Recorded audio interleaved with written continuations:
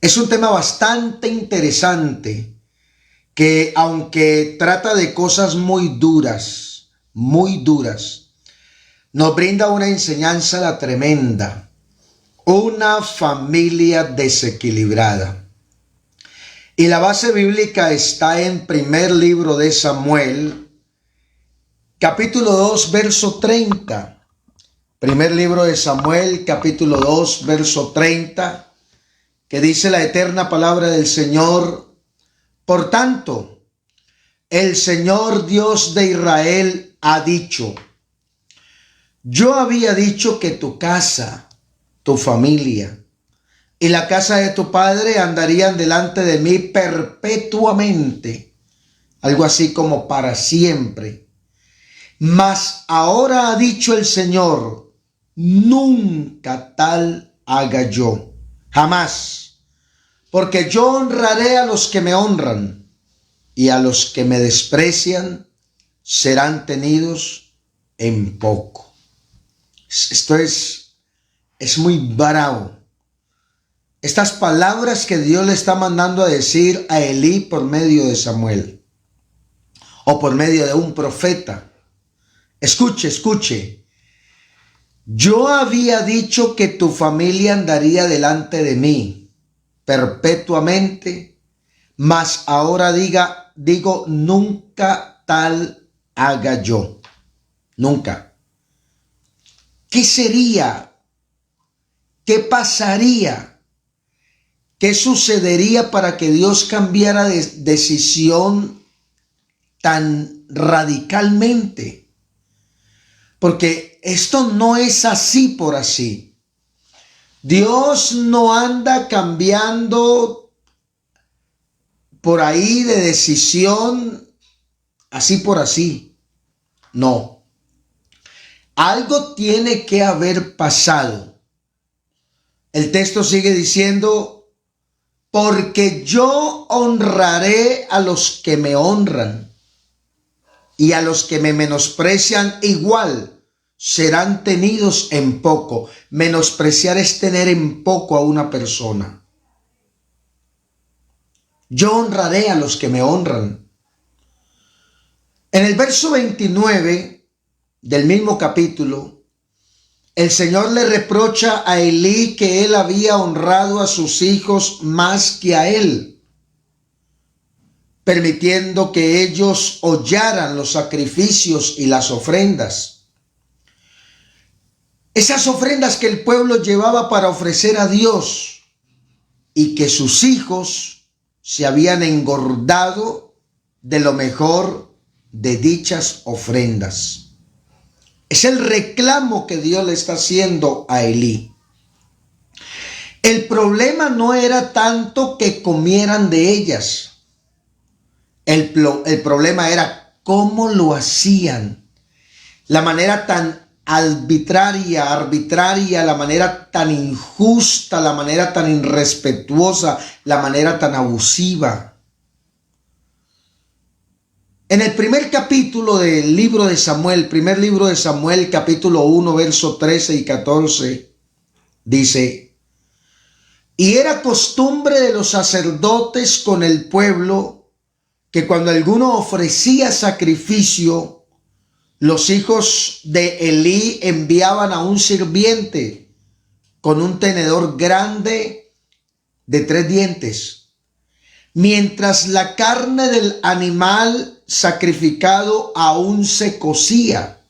Era costumbre, ya estaban acostumbrados, era un hábito repetitivo, ya era un hábito, algo que se viene haciendo repetitivamente. Y lo metían en el perol, en la olla, en el caldero o en la marmita, y todo lo que sacaba el garfio, el sacerdote lo tomaba para sí. Oiga, qué abuso. De esta manera hacía con todo israelita que venía a Silo para adorar, al colmo de llevar al pueblo a renegar, a maldecir, a profanar, a tener en poco las cosas sagradas. Porque si Por ejemplo, las primicias. Cuando el padre de familia tenía la masa lista para el pan o las hojaldras, era el padre de familia el que tomaba un puñado, lo que agarrara con su mano, y eso iba y lo llevaba el sacerdote para ofrecerlo al Señor. Eran las primicias. Pero aquí vemos es que los hijos de Elí enviaban a alguien con un garfio para sacar todo lo que agarrara el garfio, y lo hacían arbitrariamente y escogían lo mejor, y era que lo hacían sí o sí. Estos muchachos no solo eran arbitrarios, sino que también abusaban de la posición que ostentaban por ser sacerdotes, por ese puesto de honor, por ese cargo, por esa autoridad. Como decían nuestros viejos, y al alcalde, ¿quién lo ronda? Cuando se presentaban esos casos de abuso de autoridad y que siguen pasando. Bueno, ¿y a fulano quién lo ronda? Él ronda a todo mundo, él hace lo que quiere, él abusa, él toma decisiones arbitrarias, pero ¿y a él quién? Eso pasaba con estos jóvenes. O donde manda capitán no manda marinero, decían también nuestros viejos. El verso 15 sigue diciendo: asimismo, antes de quemar la grosura, venía el criado del sacerdote y decía al que sacrificaba: da carne que asar para el sacerdote, porque no tomaré de ti carne cocida, sino cruda.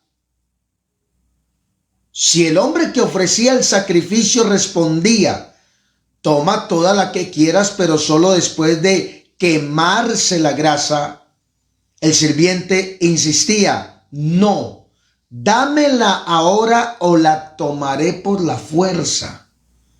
Así que el pecado de estos jóvenes era muy serio ante los ojos del Señor, porque trataban las ofrendas del Señor con desprecio. Eso es profanar, tratar con desprecio las cosas sagradas. Y todas estas cosas Dios las había constituido como santas, consagradas para Él. Una familia desequilibrada. ¿Por qué? Porque tenían un padre que honraba más a sus hijos que a Dios. Los honraba más a ellos al permitir que ellos hicieran lo que quisieran. Mis hermanos, esto es de prestar atención.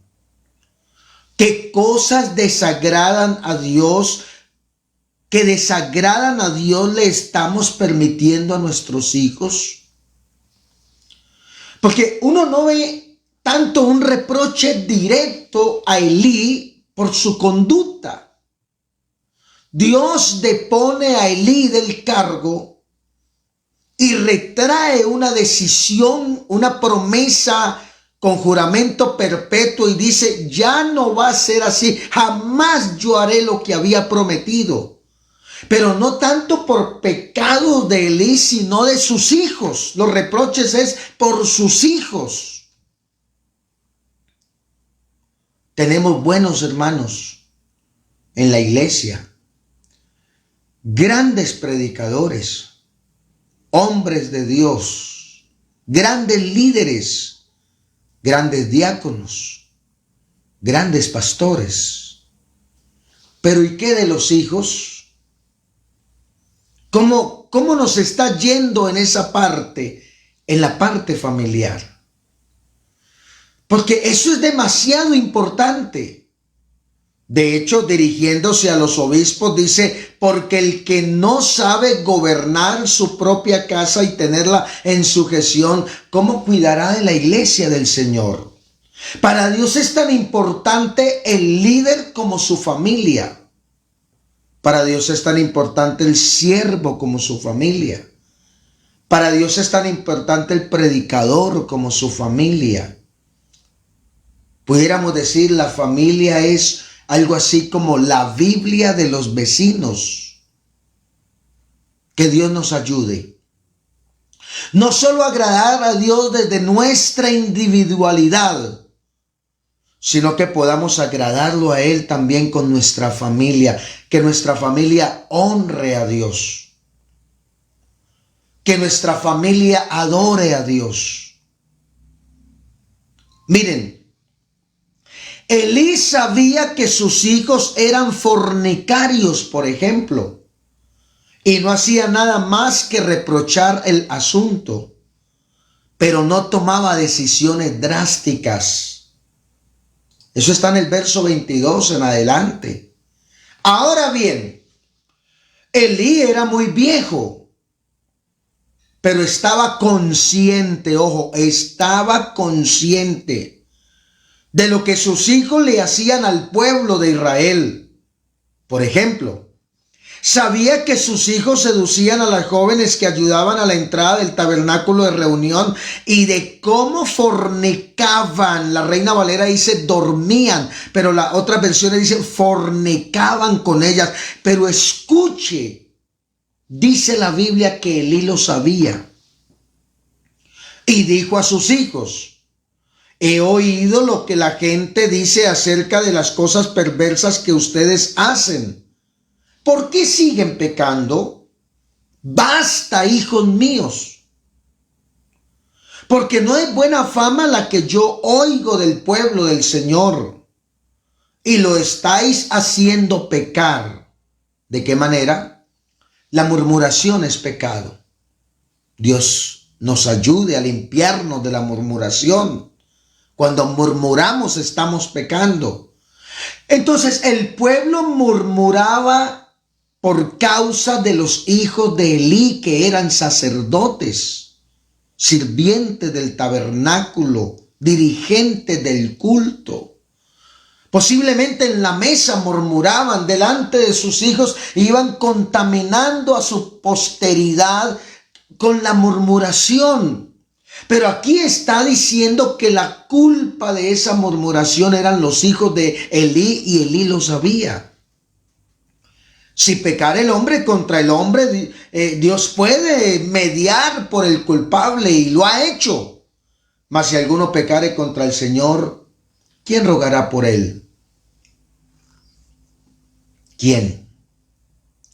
Entonces, Elí, como padre de familia, como sacerdote, como sumo sacerdote, sabía lo que estaba pasando con su familia.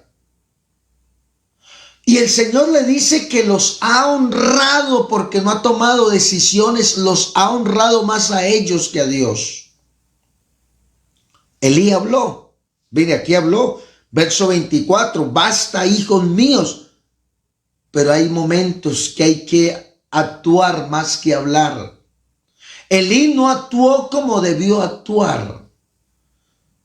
Esos muchachos, como mínimo, debieron ser destituidos de sus funciones. Es más, lo que ellos estaban haciendo daba para muerte. Debían ser apedreados junto con las jóvenes con las que fornicaban. Pero bueno, está bien. ¿Qué padre va a atentar contra su hijo? ¿Qué líder? ¿Qué predicador? ¿Qué servidor? En el caso, en el contexto pastoral, es obvio. No es posible. Pero como mínimo, destitúyalo del cargo. Yo conocí un caso hace muchos años donde el hijo del siervo, del que ministraba la congregación, iba a tocar piano. Le decíamos en mi tierra chapeto, no sé si en su región manejen ese término. Chapeto en nuestra región es una persona que se ha tomado unas cuantas cervezas y alcanzó a quedar prendidito. No se embriagó, no está borracho, no tambalea, no se va de un lugar para otro, pero quedó entonado. Y así iba a tocar el piano. Y su señor padre lo sabía. Llegaba a oídos de él, pero no tomaba decisiones. Y eso lleva a la iglesia a ruina, a murmuración, a crítica, a enojo, a que los hermanos busquen para otro lado, a que otros dejen de aportar en la obra del Señor. Y viene ruina y viene desgracia y viene un ambiente pésimo, porque la iglesia no puede soportar que el hijo del siervo esté fornicando, se esté embriagando y que el papá lo sepa y no tome decisiones. Bueno, aquí esos son los Elís de hoy. Los que sabiendo que sus hijos están pecando, están practicando el pecado por el solo hecho de ser sus hijos, no toman decisiones drásticas. Y en este contexto nos está diciendo que quien hace eso está honrando más a sus hijos que a Dios. Y él dice, yo honraré a los que me honran, y los que me menosprecian serán tenidos en poco. Elí como mínimo debió de haber destituido a estos muchachos del cargo. Es mejor ser destituido de un cargo que serlo de la presencia de Dios, que ser destituido de la presencia de Dios. Porque mire cuán distinta fue la actitud de Dios frente al pecado de estos muchachos. Dios sí no se puso con contemplaciones. Es más, destituirlos del cargo hubiera sido un gesto de misericordia, o en ese juicio iba acompañado de misericordia. De pronto los hubiera llevado a reflexionar, haberle quitado todos los beneficios de sacerdotes, todos los beneficios, que ya no vivieran de los alimentos del pueblo, de las ofrendas y las primicias. No, váyanse al campo a laborar, gánense en su sustento. De pronto eso los hubiera llevado a reflexionar, pero Elí toleró. Y como Elí no actuó, ahora Dios va a actuar. Y el problema es que Dios actúa con justicia, también con misericordia, pero hay momentos donde su severidad se impone sobre su misericordia. Entonces Elí les llama la atención, él le dice, no hagan esto, basta ya, miren muchachos, no la embarren más, no pequen más, no forniquen más. Pero escuche el verso 25, la segunda parte. Sin embargo, los hijos de Elí no hicieron caso a su padre. Escuche, porque el Señor ya había decidido quitarles la vida. Miren cómo aquí está diciendo que de parte de Dios vino sordera para ellos, que no entendieran el llamado de atención del Padre, que no le pararan bolas, porque Dios ya había decidido quitarles la vida. Si Elí los hubiera sancionado fuertemente, de pronto los hubiera llevado a la reflexión, hubieran pedido perdón, se hubieran arrepentido y hubieran alcanzado misericordia, pero ahora el Señor ha decidido quitarles la vida. Eso es una reflexión para familias. ¿Qué están haciendo nuestros hijos que puedan causar el enojo de Dios? Algunos creen que en estos tiempos no es posible. Bueno, los muchos espejos dicen que sí es posible. Yo he visto muchos hijos de hermanos pasar a la eternidad de la manera más horrorosa, que se empecinaron en pecar contra Dios, que tenían unos padres permisivos, alcahuetas, que les toleraban el pecado, y partir a la eternidad de una manera horrorosa, y lo peor de todo, sin esperanza. Que Dios nos ayude.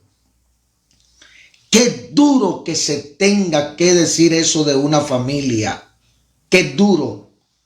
Qué duro que se haya tenido que decir. Sin embargo, los hijos de Elí no hicieron caso a su padre. porque, ese porque es la razón. ¿Por qué no hicieron caso a su padre? La razón, el motivo, porque el Señor ya había decidido quitarles la vida. Qué duro que se tenga que decir eso de una familia, de unos hijos, de un padre que no supo manejar el equilibrio entre lo que es honrar a Dios y honrar a sus hijos. La honra a Dios debe ir por encima de cualquier otra cosa. Es verdad que yo no le puedo obligar a mis hijos a ser cristianos. Eso es verdad. Es más, no funciona así. Esos padres que obligan a sus hijos, los obligan a bautizarse, a ir a la iglesia con correa en mano, con garrote en mano, eso no funciona así. La salvación no funciona así, porque la salvación viene del Señor, porque Él es el que comienza la obra y Él es el que la perfeccionará, porque para que una persona sea salva tiene que ser convencida de pecado, justicia y juicio, de pecado por cuanto no creen en Él, que es el pecado más grave, la incredulidad, de justicia, de que solo la justicia de Dios lo puede salvar y en ella puede ser justificado, y de juicio, que Satanás ya ha sido enjuiciado y que ahora podemos pregonar libertad. No hay que temer.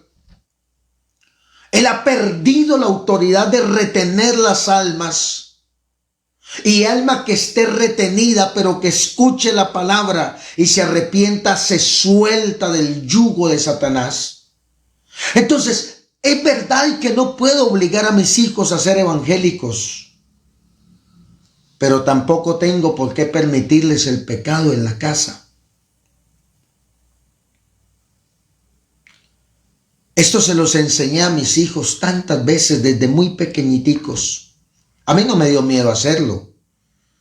Yo les decía, nunca los voy a obligar a ser evangélicos. Esa será la decisión de ustedes. Nunca los presionaré a bautizarse, pero quiero que el día que ustedes me pidan el bautismo sea de su propia voluntad, sea porque han entendido, sea porque reconozcan que son pecadores y que necesitan ser salvos. Yo esperaré que sean ustedes. Bendito Dios que todos están bautizados y todos le sirven a Dios. Ahí están. Pero les decía, no los obligaré a ser evangélicos, pero no les voy a permitir el pecado en casa. Es decir, que a mí me va a llegar un hijo borracho a la casa y que le voy a abrir la casa, que le voy a permitir vulgaridades dentro de la casa, que le voy a permitir que consuma vicios, estupefacientes, licor dentro de la casa, que le voy a permitir que mire películas o videos obscenos dentro de la casa. Esas cosas no se permiten. No lo obligaría a ser evangélico, pero tampoco le permitiré esas cosas. Elí sabía de que sus hijos eran fornicarios. Sabía de que abusaban con las ofrendas del pueblo. Y simplemente no hagan eso. Pero no tomó decisiones drásticas. Y es en ese contexto que Dios dice, yo prometí que tu casa y la casa de tu padre andarían delante de mí perpetuamente, mas ahora digo, nunca, jamás voy a hacer una cosa de esas, porque yo honraré a los que me honran y a los que me desprecian también los tendré en poco. Una familia desequilibrada. Cuando uno analiza la historia de esta familia, de la familia de Elí, se encuentra con una familia con una historia de destrucción, ruina, desgracia y aniquilamiento total. Escuche, aniquilamiento total.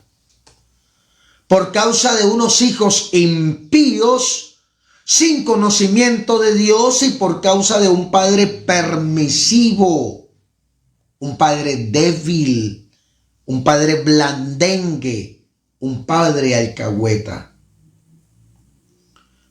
Y el Señor da unas palabras tan fuertes, pero tan fuertes contra esta familia, que estoy seguro que ninguno de nosotros como padre quisiera oír con respecto a nuestra familia semejantes palabras. Dios le dice a Elí que él y su casa estarían perpetuamente delante de él, pero que ya no más. También le dice en el verso 31 del capítulo 2 del primer libro de Samuel: no habrá anciano en tu casa. Llegará el tiempo cuando pondré fin a tu familia. Vendrá tiempo, días en que cortaré tu brazo y el brazo de la casa de tu padre, para que ya no me sirvas en el sacerdocio. O sea, te vas a volver un inútil para mí. Verso 32, tu casa será humillada al extremo, mientras colmaré de bienes a Israel. Verso 33, hijo tuyo que no muera de acuerdo a este juicio será para tu mal, para consumir tus ojos y llenar tu alma de dolor. Y todos los nacidos en tu casa morirán de muerte violenta en la edad viril, en la edad vigorosa, potente, juvenil. Y no disfrutarán por mucho tiempo del placer sexual. La edad viril, la edad de la potencia, pues no van a disfrutar. Eso será tan solo unos pocos días. Verso 34, como señal de que este juicio es verdadero, para que sepas que estoy hablando en serio, que no es cuento, que no juzgo como tú juzgas. Omni y Finés morirán en un solo día. Verso 35, por causa de tu pecado y el de tus hijos, me levantaré un sacerdote fiel que haga conforme a mi corazón y a mi alma, que te reemplace a ti. Y verso 36, tu último sobreviviente será esclavo, pues vendrá a postrarse delante del siervo de Dios que haya en el momento por una moneda de plata y un bocado de pan, pidiendo con ruegos que lo agregue a alguno de los ministerios para que pueda comer un bocado de pan, tal cual como le pasó a Abiatar en tiempos de David, y terminó bien mal Abiatar, que era el último. Así como se lo predijo Dios a Elí, así sucedió al pie de la letra, porque como lo dijo el Señor en el capítulo 3, verso 13 y 14, los pecados de Elí equivalían a alcahuetería, blasfemia y permisividad. Aquel día yo cumpliré contra Elí todas las cosas que he dicho sobre su casa, desde el principio hasta el fin, y le mostraré que yo juzgaré su casa para siempre por la iniquidad que él sabe, de la cual es consciente, que sabe que está pasando, pero la está soportando, porque sus hijos han blasfemado contra mí y él no los ha estorbado. Oiga, no los estorbó. Por favor, estorba a tus hijos de pecar contra Dios. Por favor, estorba a tus hijos de blasfemar contra Dios. Por favor, estorba a tus hijos, estorbemos a nuestros hijos de pecar, de blasfemar, de maldecir. Que nos quede la conciencia tranquila, que si ellos fracasan, que si ellos se pierden, que nos quede la conciencia que cumplimos con enseñarle el temor de Dios. Aunque si les enseñamos el temor de Dios desde niños, desde bebés, la Biblia nos advierte y nos promete que levantaremos una generación que agrade a Dios. Oiga, porque sus hijos han blasfemado contra mí y Él no los ha estorbado. En la NTV dice, y Él no los ha disciplinado. Pero lo más sorprendente es la reacción de Elí frente a todo esto. Oiga, en serio. Verso 18.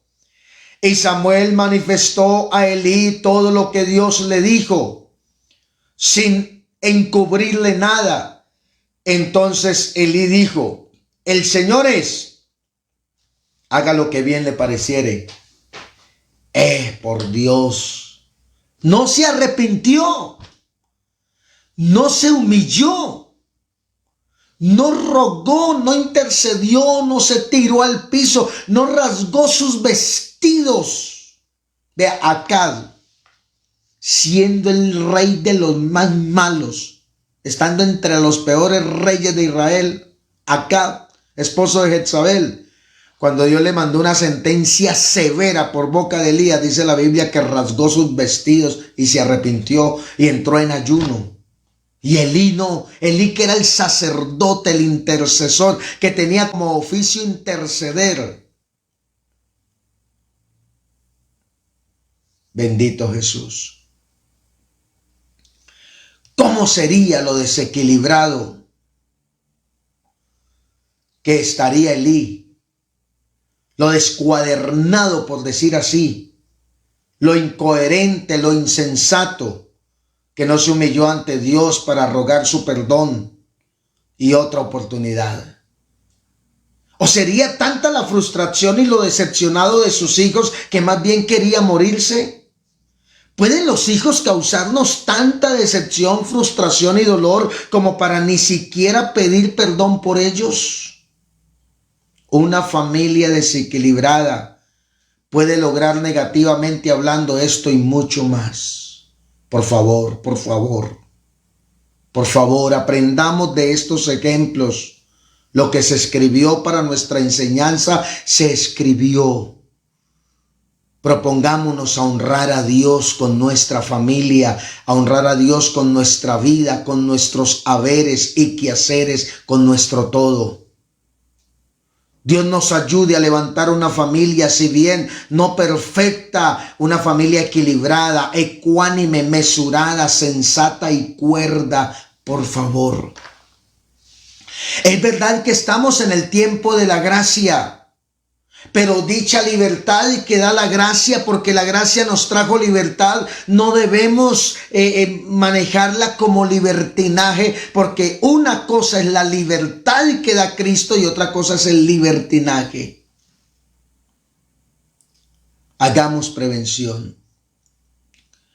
Enseñémosle a nuestros hijos a honrar a Dios desde bebés, desde niños. Enseñémosles el temor de Dios, enseñémoslos a amar a Dios y más con palabras, con ejemplo de vida. Porque Dios es bello, es maravilloso, es precioso. Pero aún en estos tiempos lo he visto actuar de maneras tan duras, tan drásticas. Estamos en la gracia y hay salvación. Pero aún en la gracia el pecado sigue siendo pecado. La blasfemia sigue siendo blasfemia. La maledicencia sigue siendo maledicencia. Una familia desequilibrada. Que los pecados de nuestros hijos no nos lleven al punto de perder la gracia de Dios. Y venga sobre nuestra familia. En mis 46 años, bueno, habría que restar los de niñez, los de inconsciencia. Pero en este camino, que nací en este camino, He visto familias de Dios, terminar destruidas totalmente, hogares destruidos, hijos en las drogas, hijos en la indigencia, hijos en la cárcel. Y lo peor, muchos hijos ya han partido a la eternidad sin Dios, sin salvación, sin esperanza. Por favor, cuidemos nuestra familia. Enseñémosles el temor de Dios, la honra a Dios. Que nuestra familia sea para honra y gloria del Señor. Que nuestra casa sea una casa de honra para Dios. Bienaventurado el varón que teme al Señor y en sus mandamientos se deleita en gran manera. Su familia será poderosa en la tierra, su descendencia, su casa, su linaje, su posteridad. La generación de los rectos será bendita. Pero ¿cuál es la condición? Un varón que teme a Dios y se deleita en sus mandamientos. Familias perfectas no las hay, no existen, ninguno la tiene. No hay padre que pueda alzar las manos y decir, gracias a Dios mi familia es perfecta. Pero qué bueno poder decir, tengo una familia que teme a Dios y le honra. Luchemos por ellos. No dejemos de clamar por nuestros hijos. Pero tampoco le toleremos el pecado a nuestros hijos, aún en casa. Esa era mi enseñanza. Mientras dependan de mí, de mi economía, del vestuario que les dé, del alimento que les dé, que Dios me provea para la familia, del techo que Dios me provea, aquí hay normas por guardar. Aquí hay respetos por cuidar. Ya si algún día se van de casa y deciden apartarse y vivir la vida loca, como dice una canción, que sea con sus propios recursos.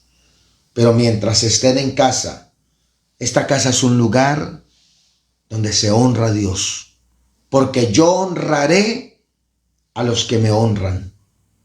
Y a los que me tienen en poco igual, también los menospreciaré. Elí honró más a sus hijos que a Dios. Elí le dio más gusto a sus hijos que a Dios. Elí le importó más a sus hijos que a Dios. Y cuando Dios actuó para decir, no va más. Hasta aquí fue. Si hubieses guardado mi palabra, tendrías mi promesa de que serías mi sacerdote perpetuamente. Pero por lo que has permitido a tus hijos, no va más. Me levantaré un siervo fiel, una descendencia fiel, una familia que me agrade, que me respete, que me honre. La palabra suele ser dura muchas veces, pero con amor. No es un regaño, es el consejo de un padre para padres. Una vez más, oremos por nuestros hijos, por nuestra familia.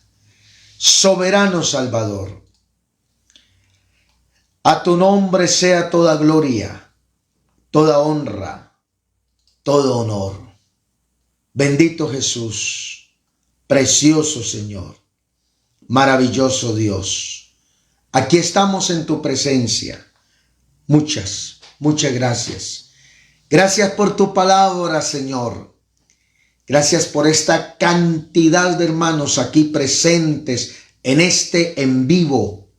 Gracias por estos padres, por estas familias.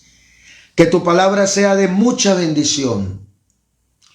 Que tu palabra traiga consuelo, traiga inspiración, es de exhortación tu palabra, de edificación.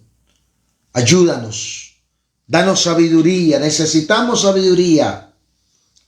Danos gracia ante nuestros hijos para enseñarles la palabra y sea bien recibida por ellos, en el nombre glorioso del Señor Jesucristo. Alabado sea tu santo nombre. Amén y amén.